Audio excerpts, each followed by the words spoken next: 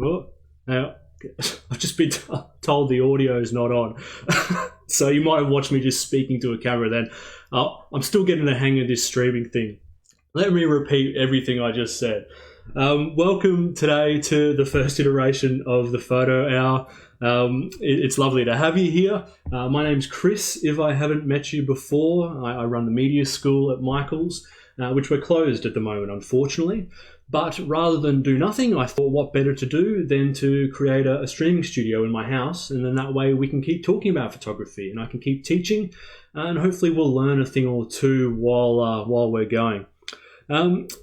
This is my little sort of home setup. It actually isn't set up at my home. It's at my girlfriend's place. She's been generous enough for me to set up here because I don't really have much room in my tiny apartment. But we're going to talk about a lot of different things over the next couple of weeks or for however long the shutdown goes for. I can see a couple of comments now telling me that the sound's working. Beautiful. Thanks for that. And I'll be keeping an eye on the comments as we go, but forgive me if there's a bit of a lag because I'm dealing with so many different things at the moment that I'm unfamiliar with. And I'll try my best to keep track of everything as we go. I'm sure I'll make a mistake or two along the way. So we're going to talk about a lot of different topics. We're going to start today with Aperture. And we've got a number of other different topics to talk about during the week. But we'll just keep this going on for as long as we can, as long as we need to make sure that we're a presence in your place and to keep photography alive, even if we're stuck within the confines of our apartment. On that note, today we are going to talk about Aperture. And the reason I've chosen Aperture as our first sort of topic of conversation is because it's the technical part of photography that I suppose I have the most interest in. And I think it's probably out of, the exposure triangle, if we go to that, of aperture, shutter speed, and ISO. Aperture for me is the one that has the most creative output into the images that I take. It might be different for you. Now, some of you might have heard the term aperture before, some of you might have, but what is an aperture? Well, our aperture is an iris in the lens that opens and closes to let more or less light in. It also does something creatively with the photograph as well, which we'll get to in a second. Now, I'm just going to take my lens off my camera here, and I'll try to show you. Yeah, it looks like it's working. So you can see that little hole opening and closing. We call that the camera's aperture. And you can imagine a big hole lets a lot of light in, small hole, not much light at all. So it works very similar to the way that our iris does in our eye, which opens and closes our pupil to let more or less light in. And if you go into a dark room, our pupils expand, and that's to suck up as much light as possible. If we go outside on a bright sunny day, then the pupils contract to limit the amount of light coming through. Aperture works in much the same way. So one thing it's doing is it's controlling the amount of light coming into the camera. However, like a lot of things in photography, the aperture doesn't just do one thing. It also has some creative influence over our photographs as well. And what aperture controls is something called depth of field, which is how much of the photo is in focus and how much of the photo is blurry. And you've probably seen this effect before if you've seen some nice portraits, or pet photos where the subject's all nice and sharp and everything else is this sort of soft, blurry background. And that's why I love Aperture, because we can use Aperture in order to direct our viewer's eye around the frame depending on what we keep sharp and what we keep blurry. Because as human beings, we tend to like looking at sharp things and not like looking at blurry things. There are some other things that Aperture do that I'm not going to get too much into detail now, but I might talk about down the track. But our aperture also controls overall sharpness in the image in a lot of ways. At different apertures, our lenses tend to perform better than other places. Now, we could go into test charts and look at sharpness charts and things like that, which I think is something useful to talk about at some stage, but we're not going to worry about that too much for today. What I will tell you though is that generally you're going to get the sharpest photos somewhere in the middle of your aperture range, normally around f8 or f11. Now those numbers might not mean anything to you at the moment, but we will get into them in a second. So, we sort of know a little bit about aperture now. We don't really need to go into any more detail than that. But how do we change it? So this is different on a lot of different cameras. It's really going to depend on what your model is. What I'm going to try and do throughout these classes is talk generally, and then hopefully you'll be able to find these maybe in your camera manual or online somewhere. There's also the comments section here too, so if you have any questions or you can't find something, then maybe shout out down there. But it's going to be a little bit hard for me to tell you exactly where to go when you're over there. So I'll talk generally, and we'll try and find these places on your specific camera system. There are a number of different ways to change the aperture. The first one is in manual mode. We're not going to jump to full manual today, though. We're going to take a step back and go to something called Aperture Priority. And what Aperture Priority does is it lets us choose the aperture, but the camera does everything else. So the camera is choosing the shutter speed and the ISO for us in the background in order to give us a nice balanced exposure. You will need to jump out of automatic to do this. So one of the limitations of auto is that the camera is purely reading things based on light levels. It's not really choosing settings based on any sort of creative control or creative input that you want to have over the photo. So in order to start having creative control in our images, we need to start taking a little bit more control back from the camera and jump out of automatic. Now, Aperture Priority is a priority mode, and you generally find this on the mode dial on your camera. So where the mode dial is often located is at the top of the camera, and you should see a dial with a whole bunch of letters on it, maybe some numbers, maybe some icons as well. But some common ones are M, A, S, P, and Auto. If you're a Canon user, you might see something different. They have AV for Aperture Priority, and they have one called TV as well. If you're a Fuji user, it'll be slightly different too. So on a Fuji user, what you need to do to get into Aperture Priority is take your aperture off automatic on the lens, so you're actually choosing some of these numbers yourselves. But for most of us, it'll be a matter of choosing it on the mode dial here. So if I want to jump into Aperture Priority mode, what I do is I flick my mode dial around until the letter A is selected. Just again, that's AV if you're a Canon user, or if you're a Fuji user, flicking the lens out of automatic so that you're choosing a number yourself. Now that we're in Aperture Priority, what we can do is change aperture. We do that normally using control dials. What are the control dials, you might be asking? Well, the control dials are the little sort of clicky wheels on your camera that spin around.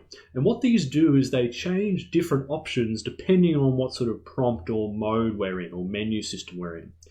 The control dials do a number of different things depending on what we're asking the camera to do. And you'll get a feel for your camera after a bit of time out of which sort of dial to go to, depending on changing certain settings, but it does take a little bit of practice. Now, some common places to find these dials, you often have one in front of the shutter button or behind the shutter button. So on my camera here, which is a Nikon camera, I've got one in front of the shutter button, and if I spin that around, it does nothing at the moment. If I go, so Canons I think have one behind the shutter button normally.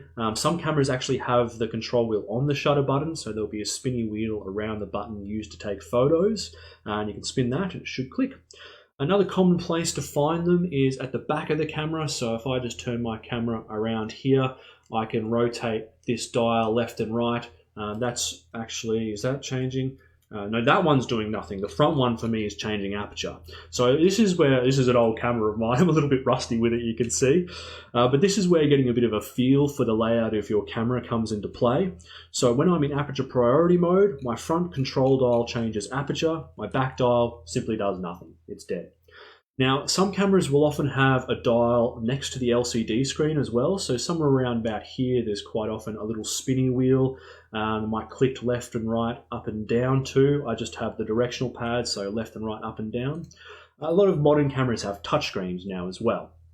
And with a touchscreen, often there's a little sort of bar on the bottom that you can click and drag or click to, and that'll change your aperture value. So for starters, see if you can get your camera into Aperture Priority mode using the mode dial, and then see if you can find the control wheel or the button or whatever you need, whatever your camera operates, in order for you to change that aperture. And at the moment, all I'm wanting you to look for is just that there are numbers changing, okay? We're going to talk about the numbers in a little bit. Now, what's next? So let's talk about the numbers now, I suppose. It seems like a pretty good time to jump into that. Hopefully you might be following along. All right, I'm going to jump onto my computer screen here and pull up one of the slides from our Understanding Your New Camera class. So this is the class that we give away with any camera purchase that you have at Michael's. And we talk about aperture priority in this class. Let me swap across to there. All right, so hopefully you will be able to see that now. And is this going to let me go into full screen? Beautiful. Oh, okay. I've lost my video feed on my laptop, but hopefully you can see the slides on your screen all right, and I'll just assume everything's okay. I do have my lovely girlfriend sitting in and watching the stream to let me know when things are going wrong, hence why I didn't hear the sound. So yeah, big thank you to Mel. I call her my producer. She's been very helpful setting up this stream and getting things going.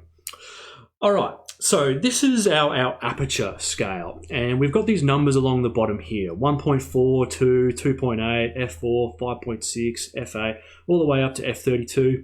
You might be able to see some of these numbers as you're spinning your wheel around, but this isn't a definitive list here, okay? So a lot of lenses won't go down to this sort of wider range, we call it, a larger aperture, the 1.4 to 2.8 range. Most lenses go up to the f22, f32, but we actually don't need to worry about this range too much up here. We're going to learn today that there's not really any reason to go over f16 in most situations. Now, you'll often have some iterations between these things as well. So you might go from, what's something I remember, f8 to 9 to 10.3 or something like that. There are some swaps in between here. I can't remember the numbers exactly. But you should be able to see these numbers somewhere, at least an iteration of them. Now, what do these numbers mean? So, we can see here, and you would have seen before when I open and close the lens, we've got a big hole which lets a lot of light in, and a small hole which lets a little bit of light in. We're not going to worry too much about the exposure sides of things today, though. We're going to worry more about the creative aspect of it. Because in aperture priority, the camera is taking care of the exposure for us. We're just controlling aperture for creative effect. Now, the reason I'd want to shoot with a large aperture is because a large aperture is what gives us this blurry background. So if you're wanting to achieve a photo where your subject's nice and sharp and the background's blurry, you want to be shooting around this end of the scale. Now, the confusing thing about this is that we have a big hole, but we have a small number, and we have a small hole, but a big number. So at first glance, it appears like this is there's something going on here. This is this opposites thing. You'll also see that it's not like a linear scale. It's not like 1, 2, 3, 4. We call this a logarithmic scale. You don't need to worry about that too much at the moment. It is worthwhile memorizing the scale at some point if you really want to get into photography. There is a little cheat way of doing that. And all you need to do is actually remember these first two numbers. So 1.4 and f2. And if you want to get the rest of the scale, you simply double these, and that'll be your next number. So 1.4 times 2 gives us 2.8. 2 times 2 gives us 4. 2.8 times 2 gives us 5.6. 4 times 2 gives us 8. Falls apart a little bit here, but you get the idea. So that's an easy way of remembering the aperture scale. But even if you're not really wanting to know the whole scale at the moment, what I would think about it is in terms of extremes. So think about it as portrait apertures at the large aperture end of the scale and landscape apertures down at the small end of the scale. All right, and we're going to be talking about those two examples mostly today. Now, you might have realized on your lens already or your camera that you can't get down to these 1.4, f2, f2.8 values. However, I am going to give you a recipe at the end of the stream that'll let you get blurry backgrounds regardless of the lens you're using. So there are a couple of other tricks we can use in order to create this nice background blur. Back to sort of talking about how to remember these numbers, there are three ways I sort of think that you can remember things. You can either think about it in terms of opposites, where a small number gives you a big hole. You can think about it in terms of the creative outcome, where a small number gives you a small amount of focus. Or, I'll let you in on a little secret, these numbers here are actually fractions. So it's actually 1 over 1.4, 1 over 2, 1 over 2.8. So when you realize that they're fractions, this is actually a big number and this is actually a small number. It doesn't really matter which way you remember it. Just pick one that sort of seems intuitive to you so you can remember which number to choose for the blurry background, which number to choose for everything to be in focus. And forget about the other two. You can save that room in your brain for something more important. Now, what do these numbers actually look like in photos? I'm going to jump out of my slides for a second there. I'm going to pull up some photos here and let's have a bit of a look at them. These are just some photos I've shot in the house over the last couple of days, except for this landscape. I wish that was my view from the window. But these give us a bit of an idea of what's happening when we take photos of Aperture. I'm going to jump out of the photos of Chandler there for a second. We're going to learn more about Chandler tomorrow in the pet portraits stream. But we're going to see here, I've got photos of this vase of flowers. Pretty simple shot, nothing fancy going on, but a very distracting background where we've got this sort of bookcase and this plant. So what we can do is use Aperture in order to direct focus towards what we're wanting people to look at, which is the flowers in this case. And I'm just going to run through some different iterations of Aperture and have a look at how the background changes as I swap between the photos. So this is shot at f2.8. This is the widest aperture I can choose on my lens. And then we've got f4, which is the next one down, 5.6, f8, f11, and finally f16.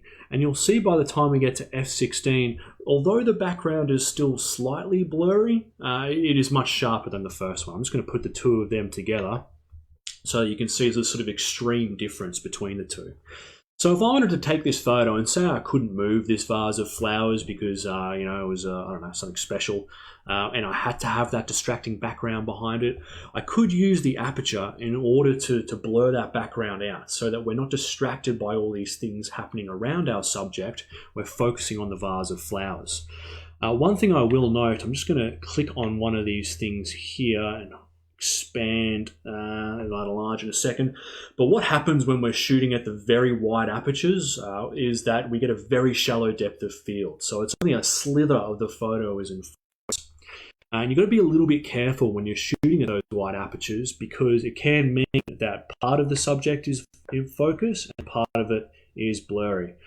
Oh, my computer is really struggling to render this enlargement here. I got a few things running on an old computer at the moment. But oh, there we go. Beautiful. So what I've done in this photo is I've focused on the flower up here. So that flower is nice and sharp. But if we go to this bottom flower down here, this is actually blurry.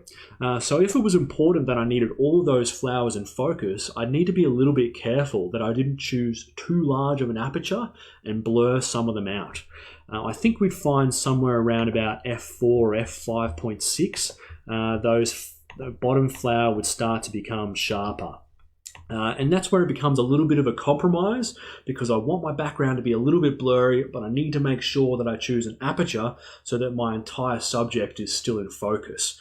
It takes a little bit of practice to get the hang of this, but it'll come to you in good time. I don't know if these enlargements are going to sort of work. We won't wait for them. You can just you can hang on a second, and we'll jump on to the next thing. All right. So this is the way that we use Aperture. We use Aperture in order to control focus within the image, or one of the ways that we control focus within the image, and that helps direct our eye towards something important. Now, I said before, the easiest way to break it down is into portrait or landscape apertures, at least when you're starting. And the reason for that is because in portraits, generally what we want is when someone looks at the photo for their eye to go straight towards the person that we're photographing. And we don't want them to be sort of distracted by all this other stuff that's happening around the scene. Our most important element is that person. Whereas with landscapes, what we actually tend to like to do is for the eye to wander around a little bit and sort of go from place to place, part of the scene here, part of the scene there, and really absorb that scene as a whole. Because when we're looking at a photograph in that way, it feels like we're sort of standing in that environment. I'm going to go back to the photos now and we'll have a look at some portraits and a landscape. What I've done is I've taken some portraits of our cat, Chandler. And we're going to go through a few more of these photos tomorrow when we're talking specifically about pet photography.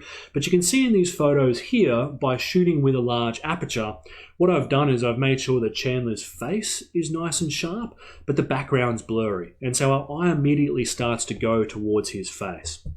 Same in these other photographs here too of Chandler. I'll make them a little bit bigger, so hopefully you can see them a bit better. But we've got this photo here, again with him in the middle, face is nice and sharp and the background's blurry, and then this nice side-on portrait on the side here of him looking over the city. Again, face is nice and sharp, background's blurry.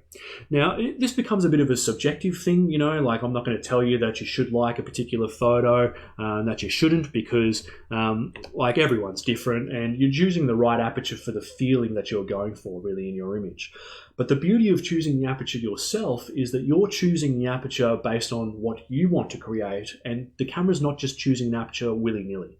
If you're in automatic, the camera might give you the right aperture, might not. It really is a guessing game. So using Aperture Priority, or once we get to manual exposure, using manual exposure, we can start to make these creative decisions ourselves. Now, I'm going to swap over back to these photos here. Again, just another example of a photo. This is maybe more of an exciting photo shot at f4 and f16. You can see with this portrait of Chandler on the left-hand side where the background's actually kind of sharp, it's much less interesting than the photo on the right-hand side. Photo on the right-hand side, our eyes go straight to his eye, and immediately we're looking at the thing that we want to look at in that photograph. Now, the opposite, as I said before, rings for landscapes. So this is a photo of a sunrise I took when I was camping a few weeks ago. Beautiful spot, Walkerville, a few hours to the east along the coast, near Wilson's Prom. The story behind this was that it was the first day that the first full day that we had there. I'd just woken up for sunrise after sleeping through a number of my alarms and saw this beautiful sunrise happening outside the tent, and I pulled on my clothes, grabbed my camera gear, ran outside and managed to get this shot, which I was pretty stoked about. But if I zoom into that, and I don't know how well you can see this with the resolution that I'm streaming at, but this rock at the front here is nice and sharp. Even all these pebbles down here are still nice and sharp, and that sharpness remains in the image all the way back to these rocks at the back and even the peninsula way off in the distance there. So if I was to print this photo nice and big, you'd be able to stand in front of it and really absorb all that detail, you know, and it would feel like you were part of that scene with me. All right. So, we've seen some examples of some photos now, and hopefully have a bit of an idea of how the aperture works on your camera. I said I was going to give you a bit of a recipe, so I'm going to sort of talk about that, and then I'll see if there are any questions. Doesn't look like there are any questions yet, but if you've got some questions or I haven't explained something properly, this might be a good time to jot it in the comments section. So, what is the recipe for getting background blur, regardless of the lens you have? Well, we've already talked about aperture, but there are a couple of other things that come into play when we're talking about background blur. It's not as easy as just choosing one aperture value of 2.8 and always getting the same amount of blur. What also comes into play is our distance from our subject, the lens's focal length, and also our subject's distance from the background as well. So let's talk about the focal length first. That's generally the first thing that I choose when I'm wanting to take a photo of a portrait. The focal length is what your zoom range is on your lens. So depending on what lens you have on your camera, you'll have a different focal length. On my camera here, I have a 24 to 70mm lens, which is a pretty common lens. I'd say it's one of the sort of classic trifecta of photography lenses. Now, the way that these numbers work is that the lower number means I'm zoomed further out, higher number means that I'm zoomed more in. And you're going to get a blurrier background when you're zoomed in than when you're zoomed out. So with this lens here, generally what I would do is I'd zoom into 70mm for my portraits. That does a couple of other things as well. 70mm is actually a lot more flattering for portraits because what it starts to do is compress the features. At some stage we'll talk about focal length and I'll show you some examples for doing that. But if you take photos of someone at 24mm, their face starts to look all wonky, they probably won't be very appreciative of you taking photos of them. So I set my camera to 70mm. That compresses features, gives me a more flattering looking person, plus it starts to exaggerate the background blur. The second thing I want to do is get as close to my subject as possible while still keeping the composition that I want. So we've already gotten close to the subject using our lens's zoom, but there's another way of getting closer. Moving your feet. Yes, the old-fashioned way. So what we do, we go into So I'm just sort of reading the comments here. I'll get back to them in a second. I've got my head's all over the place. I'm getting too distracted. It's a different experience teaching to the net than it is teaching in a class. But yes, first thing we do is choose our focal length. The second thing we do is get as close to the subject as possible by moving our feet. So what I'll do is I'll move as close as I can to my subject while still keeping the composition how I like it to be. The third thing we do is that we get the background as far away from the subject as possible. So if you're taking a photograph of someone and you've got them standing up right against a wall, it doesn't really matter what aperture you choose. Because they're so close to their background, the background's going to be sharp. What you want to try and do is position yourself so that you're creating as much distance between the subject and their background as possible. If you were taking a photograph of someone on a footy field, for example, then you pretty much always have some level of blur in the background because the background's so far away. So if you can manage those, what did I say, 3, 4 things, I'm not sure what number we got to in the end, you'll get more background blur. And I'm just going to recap them for you, okay? So first thing to do, choose a zoomed in focal length or a high number on our lens. Second thing to do, move physically closer to our subject so that we're exaggerating the amount of blur. Third thing to do, get the background as far away as possible. And sometimes that means changing your angle a little bit. And then the fourth thing is choose the lowest aperture that you can. When I say lowest aperture, I mean smallest number or biggest hole. That terminology starts to get a little bit confusing. All right, so I'm going to give you a bit of homework first, then we'll have a look at some of these comments here. So one thing I would do, and this has helped me when I was practicing aperture for the first time, similar sort of example to what we did with these flowers here. I'm just going to go back to them quickly. But set up your camera so that you're only photographing one subject. Easiest to do it when you're on a tripod and the camera doesn't move. And I would take photos on a different aperture. So shoot at 4.4, 5.6, f8, f11, and just watch yourself how the background's changing between each of these shots. What you need to do though is treat it like a science experiment. So set up the situation so that you're controlling all the variables except for aperture. If you're using Aperture Priority, the easiest way to do this is just by changing the aperture with your control dial, and the camera will work out the other stuff for you in the background. We'll talk about how to do it all yourselves down the track, but stick with one thing at a time. I will say too, this is something I didn't mention before, often as default when you put your camera into Aperture Priority, your ISO is already set to automatic, but on some camera systems you also need to change this to automatic as well. You want to have be on Aperture Priority, which will give you automatic shutter, and then you want to have automatic ISO too. So yeah, just keep an eye out for that. See if you can see the word auto next to the ISO somewhere. It should display that on the screen as well.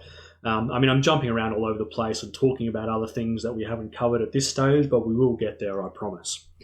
All right, I actually got some comments here, so let's have a read through some of these things here. Can you blur the flowers but keep the book sharp? Yes, you can. All you need to do that is just focus on the books instead. Aperture works, it works both ways. So you can get the foreground blurry and the background sharp, or you can get the background blurry and the foreground sharp. There is some nuance to this because typically we tend to have more out of focus in front of the point we've focused on than behind it. We'll touch on that a little bit. We're going to get to something called hyperfocal distance at some stage. It's a more advanced focusing technique, and we'll start to explore the exact mechanisms of how we use aperture to control this range of focus as much as possible. But yes, I could have photographed with the bookcase sharp. All I would have needed to do is move my focus point so that I was focusing on the bookcase instead. We are talking about focusing this week. I think it might be on Saturday from memory. I can't remember what my schedule was like, but if it's not this week, it'll definitely be next week. So we'll talk about how to move focus points around and that sort of thing down the track. How did I get the cat to stay still for the picture? That's a good question. I'm going to save that one for tomorrow when we're talking about pet portraits. But Chandler is a very grumpy cat, and he's not very happy when I take photographs of him. You do have to be a little bit mindful of your animal's space when you're taking their portraits, and otherwise they'll just give you a sort of the stink eye, you know. Moving your feet, a lot of people get zooming first. Yeah, that's a great comment. Cool. All right. So I think I've answered everyone's questions. If you haven't asked your question or you're shy, you can always flick me an email at school@michaels.com.au. So that's school@michaels.com.au. It took me a little while to remember how to spell school then, and ask away, and I'll be happy to get back to you. We are still running classes, one-on-one classes during this time as well. So if you're wanting to learn a little bit more about your camera just with me over the net, we're using a system called Zoom in order to have one-on-one meetings, so we can still sort of teach each other more specifically about your camera system outside of these free seminars. We're also doing a discounted rate for them at the moment, so they're $99 an hour for one-on-one classes done over the net. If you'd like more information about that, or you'd like to book one in, again, send us an email to school@michaels.com.au and we'll find a time that marriages up. So let's leave it there for today. Tomorrow we're going to talk about pet portraits. I've got lots of photos of Chandler to show you tomorrow. Even if you don't have a pet, a lot of the things we're going to be talking about are relevant to portraits in general. So I recommend coming along, having a listen, and you'll learn something, I'm sure. All right. See you next time. I'm going to end things there. Happy photography.